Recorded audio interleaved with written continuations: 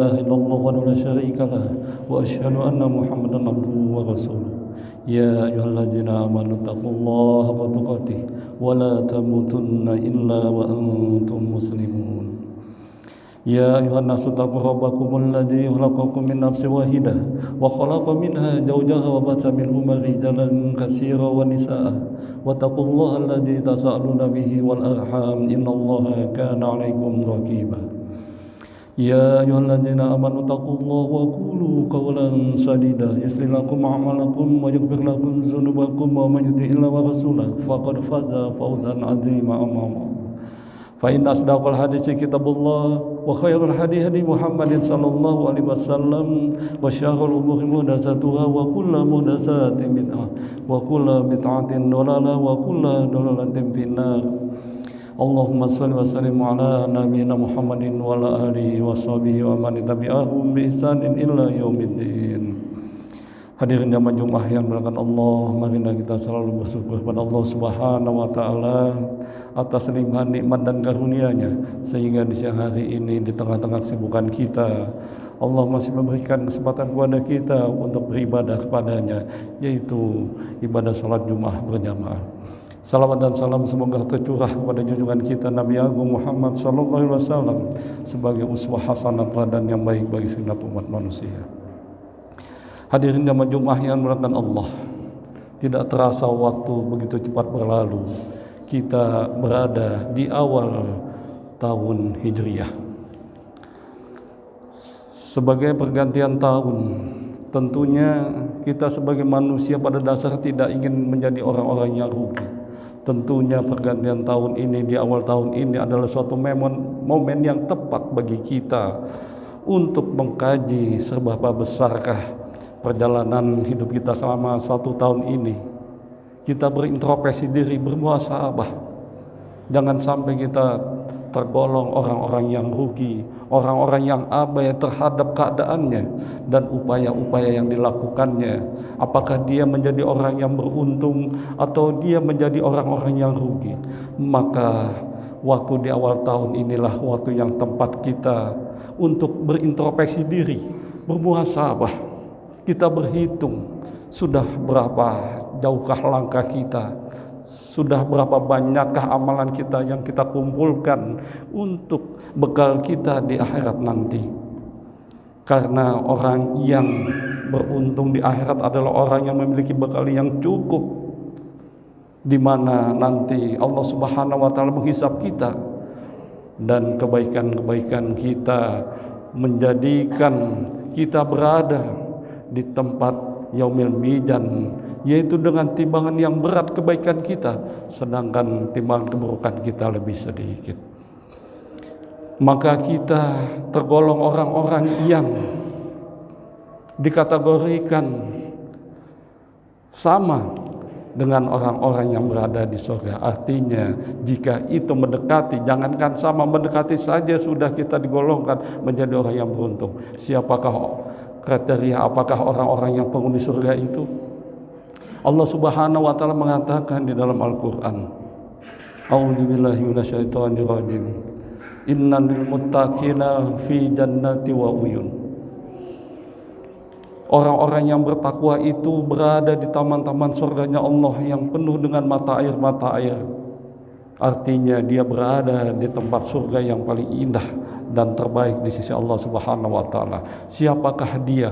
Dia adalah orang-orang yang mempunyai ciri-ciri yang khusus. Di antara cirinya adalah dikatakan oleh Allah Subhanahu wa taala, ahijina ma atahum rabbuhum. Dia dengan penuh antusias, penuh dengan kerelaan mengambil apa-apa yang dibebankan atau yang diwajibkan kepada mereka dari Tuhan mereka. Artinya di sini semua syariat yang diberikan Allah berupa perintah agama dan juga tentu larangannya, perintahnya dijalankan dengan baik dan larangannya dijauhkan dengan sejauh-jauhnya. Ini adalah bukti bahwa dia menerima syariat Allah dengan penuh kesungguhan, keikhlasan, dan juga antusias yang begitu kuat. Kemudian ciri-ciri yang kedua adalah sewaktu di dunia dia menjadi orang-orang yang baik. Innahum kanu qabla zalika muhsinin. Dia adalah orang sewaktu di dunia adalah berbuat baik terhadap sesamanya. Dikatakan dia sebagai orang ihsan. Ihsan itu adalah orang yang memberikan sesuai dengan haknya namun dilebihkan.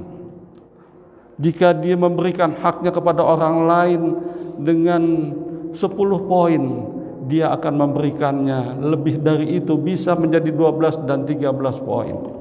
Sedangkan hak untuk dirinya yang seharusnya 10 poin, dia mengambilnya di bawah 10. Bisa dia mengambilnya 7 maupun 6. Ini adalah orang yang ihsan. Orang yang memiliki ihsan itu di atas derajatnya dari orang-orang yang adil. Orang-orang yang adil saja sudah mendapatkan begitu banyak kebaikan di sisi Allah, apalagi orang-orang yang ihsan. Orang-orang yang ihsan inilah orang-orang yang ditetapkan oleh Allah sebagai kriteria penghuni surga yang paling indah. Kemudian syarat yang ketiga adalah bahwa dia melewati malam-malamnya dengan mendekatkan diri kepada Allah. Artinya kanu qalilan minal laili ma yahjaun. Dia sedikit sekali menggunakan malamnya untuk tidur, selebihnya daripada malamnya dia mendekatkan diri kepada Allah Subhanahu wa taala. Dia memohon kepada Allah ampunan, dia beribadah kepada Allah sebagai rasa syukur, dan juga bahwa dia menyadari bahwa kehidupan yang dijalaninya itu penuh dengan dosa. Dia menganggap hanya mendekatkan diri kepada Allah di tengah malam yang sunyi, disinilah dia bisa mendekatkan diri kepada Allah dan mohon ampun kepadanya agar dosa-dosanya terampuni, dan diiringi dengan sholat tahajud. Kemudian ciri yang selanjutnya adalah wabil asharihum yastaghfirun. Di waktu sahar, yaitu waktu mendekati azan subuh, dia selalu memohon ampun kepada Allah. Dia bermunajat bahwasannya seorang manusia tidak lepas dari dosa yang dilakukannya. Makanya dia berusaha keras mendekatkan diri kepada Allah agar dosa-dosanya terampuni dan terhapuskan. Dan yang selanjutnya adalah wa fi amwalihim haqqul lisaili wal mahrum. Dia adalah orang-orang yang menyadari bahwa di dalam hartanya di dalam hartanya ada hak orang lain.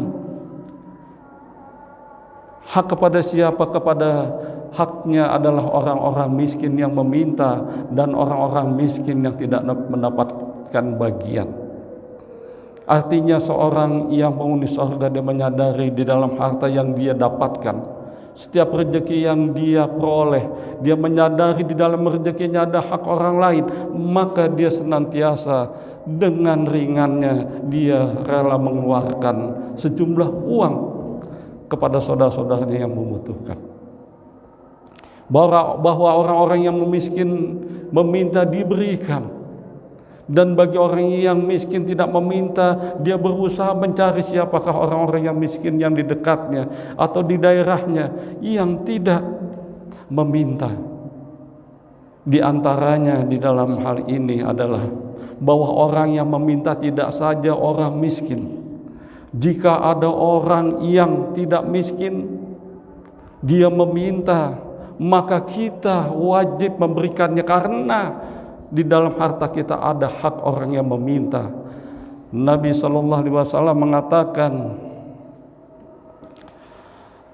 bahwa orang yang meminta itu kita berikan walaupun dia datang dengan menunggang kuda. Lisaili haku wa in jaa ala farosin, kata Nabi. Jika ada orang meminta padahal dia datang dengan mengendarai kuda, maka kita berikan, karena di dalam harta kita ada hak untuk mereka. Jangan sekali-sekali kita meminta, ada orang yang meminta kepada kita, wah gagah-gagah kok ngemis, gagah-gagah kok jadi pengemis. Tidak boleh. Siapapun yang datang, dia memakai mobil dengan gagah penampilannya, bahkan berdasi, dia minta berapapun kepada kita. Jika kita mempunyai uang, kita berikan. Ini adalah anjuran dari Nabi SAW. Kebanyakan daripada kita tidak begitu. Ada pengemis kelihatannya sehat saja, dimarah-marahin, diomel-omelin, dimaki-maki. Ini adalah suatu langkah yang tidak tepat, tidak benar. Islam tidak mengajarkan begitu. Islam adalah agama yang rahmatan lil alamin, memberikan hartanya kepada orang-orang memang yang membutuhkan. Jangankan yang meminta, yang tidak meminta pun dicari. Mana orang-orang miskin yang tidak mendapatkan bagian? Aku akan berikan. Saudara-saudara kita yang di dalam data terpadu kesejahteraan sosial, data DTKS di masing-masing desa, banyak yang tidak termasuk di dalam data, dan dia tidak mendapatkan bagian pemberian jatah bantuan orang miskin dari pemerintah.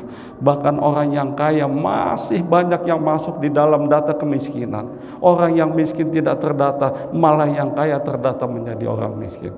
Dan inilah tugas kita. Jika kita mengetahui hal itu, di mana orang miskin tidak mendapatkan bagian, selayaknya kita berikan, kita sisihkan daripada rezeki kita, sebagian kecil atau sebagian besar, tergantung daripada kemauan kita beribadah kepada Allah. Aqulu qouli hadza wa astaghfirullahaladzim li wa lakum wa lisairil muslimina wal muslimat min kulli dhanbin fastaghfiruhu innahu huwal ghafurur rahim.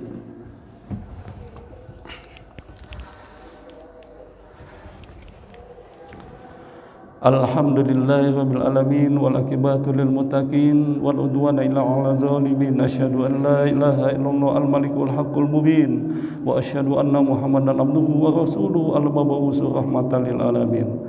Wassalatullahi wassalamu ala nabiyina Muhammadin wa ala alihi washabihi wa man tabi'ahum bi ihsanin illa yaumiddin. Amma ba'd. Fa ya ayyuhal ikhwanu fi din usikum wa iyaya bi taqwallahi haqqa taqwahu wa la tamutunna illa wa antum muslimun. Hadirin jamaah Jumat yang dimuliakan Allah, jika kita amalan-amalan ibadah kita sandingkan dengan amalan-amalan yang ditetapkan oleh Allah sebagai penghuni surga, jauh sekali, hampir-hampir kita tidak ada. Kita perhatikan bahwa amalan penghuni surga dia adalah orang yang ihsan, di mana dia di atas keadilan memberikan kepada saudaranya, mengutamakan melihat orang lain sama dengan melihat dirinya. Maka ini adalah hal yang sangat sulit.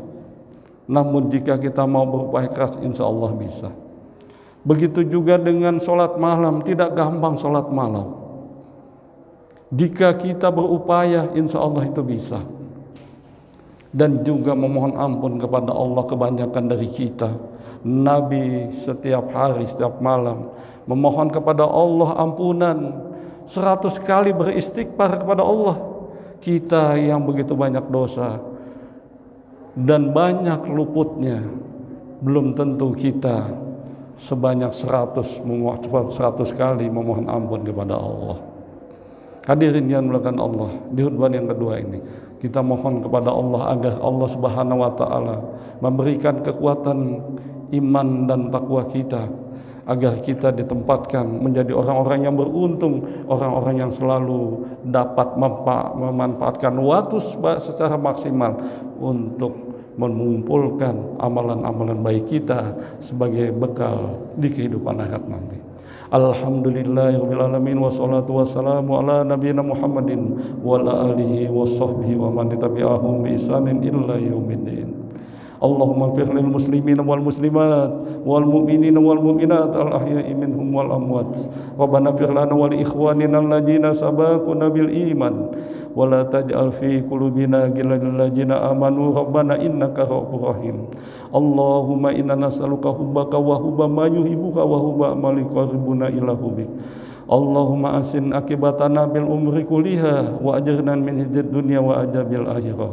Rabbana atina min ladunka rahmah wa ilana min amrina rasada. Rabbana atina fid dunya hasanah wa fil akhirati hasanah wa qina azabannar. Subhana rabbika rabbil izzati amma yasifun wa salamun alal mursalin walhamdulillahi rabbil alamin wa la dzikrullahi akbar.